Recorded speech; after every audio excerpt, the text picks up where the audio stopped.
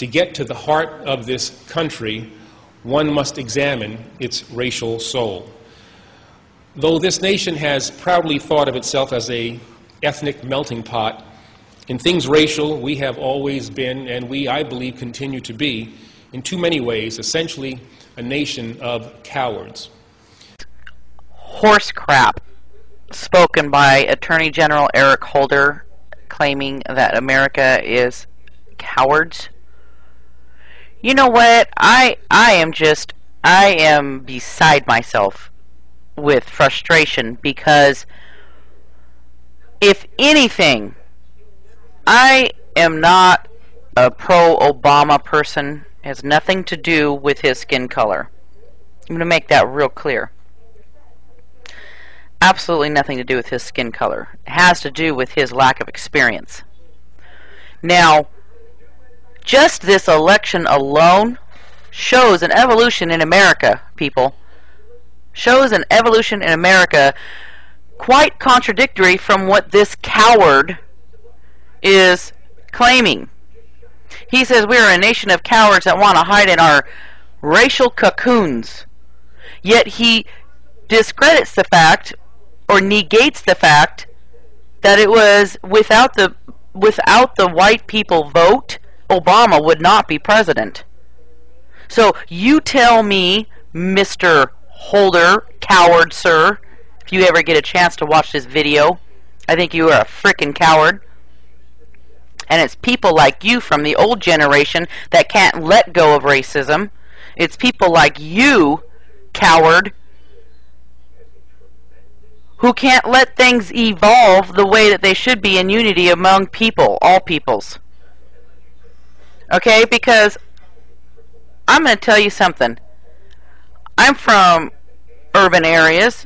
I've been in small little hick white mountain towns, and I've been in populated, dense cities with all different cultures and diverse backgrounds and races. Okay? And I'm going to tell you something. We have more of a clue than these dumbasses, excuse that term, but we have a more ground with acceptance and integration than this man can even imagine. What is he doing? Sitting his pompous butt in some mansion with white people as his servants, so he can get whatever gratification he needs to justify his ancestors? I'm sorry, but you know what? The majority of the black people that I know that are in my age group and younger don't have these issues that he's talking about. It's only these old farts that can't get past their bruises of the past, can't let go and forgive, because that's what God calls us to do, is forgive. It's these dumb butts like this Attorney Holder coward guy. His age and older are the exact generation that can't let go of racism and can't let go of segregation. I'm sorry, but I totally disagree with him, calling us a nation of cowards, the melting pot with racial cocoons. Where does this guy come from? Seriously. I mean, just because of President Obama's, being voted in as president, being elected, proves right there that the white people have moved past this. Okay? This is not a trying to get a racial war started on YouTube, but you know what? Because I've got many friends that are of all different backgrounds, all different colors of skin. And we don't see our skin color, okay?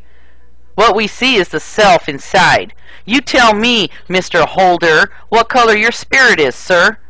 You tell me what's under that flesh. You know what? There is no answer. And if anybody who is racist watches this video, you tell me what color your new heavenly body will be when you get to heaven. You tell me what color your spirit is inside you. Okay, and then now Obama's new housing plan. This is good. You know, the whole New World Order is just totally, either we're getting wiser or y'all are getting like really laxed on your whole trying to hide your moves. Now they want to put Section 8 housing into predominantly wealthy neighborhoods.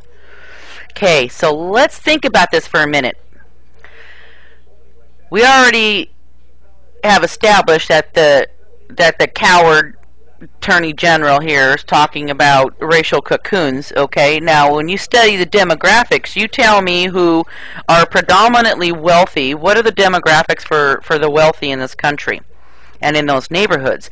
They're going to be in the very same generation that these, you know, people, say 50 and older.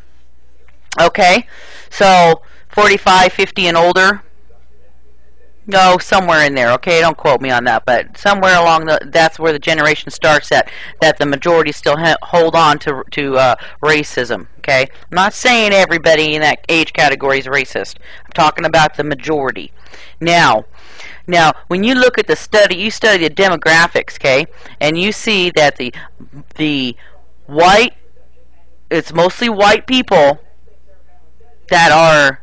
Now, there's a lot of wealthy black families, don't get me wrong, and Asian families and Hispanics, but the majority of the wealthy in this country are predominantly white people that are over 50 years old.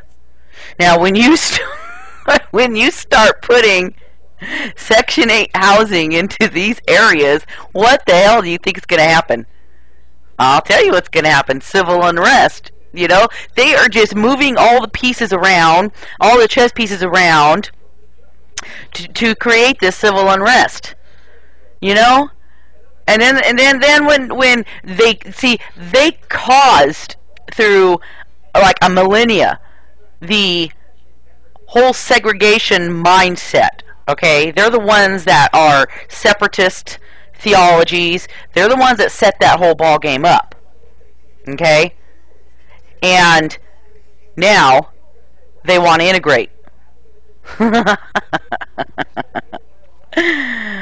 Okay, so I don't know about you, but do you see what's going on here? Are you looking at this picture? Let's put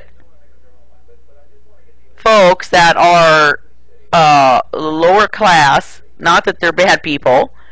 Okay, I've been on HUD before, back when I was in college. I'm not saying that there's anything bad there, but what I am saying is that when you start mixing apples and oranges, like he's going to do purposely, there's just going to be problems. 911 call logs are going to be through the roof. Okay, what happens when you study socioeconomics? Okay, when you have a lower. Yeah, that's why it's so hard to fight your way out of poverty, because it's poverty. It comes with a poverty mindset.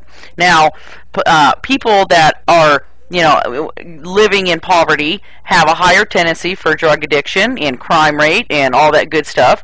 It's just a proven fact. Okay, don't knock. These are stats that are long solid. These are true things here.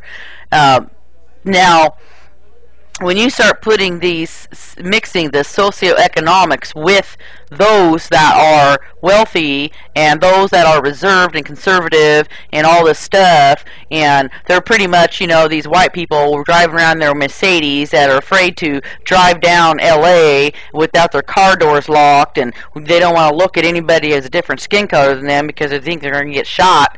Okay, you know, these people, please, they're setting this up for failure. They're totally setting this up for failure. Obama is a dumbass. That's right, I'm a Christian and I said the word dumbass. He is a dumbass. Ass means donkey. Okay? He's a dumb donkey. I can't get over this. I just seriously can't get over this. This thing right here is bone wide open. Now you can totally see what the New World Order is doing, and they're making it's like right there, night and day. Night and day. Socioeconomics, let's mix it all up. Okay? It's bad enough that they have to build liquor stores on every freaking corner in the ghettos, and then wonder why, not offer job training and education to these folks. No, just keep them in there and let's just feed their poverty with alcohol and drugs. I mean, God, this thing is just too much for me right now.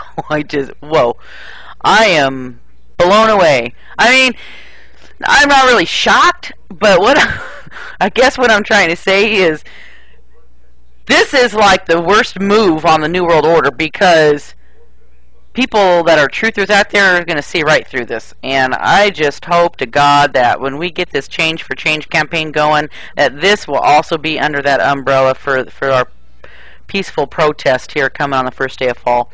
Oh my goodness. What a joke.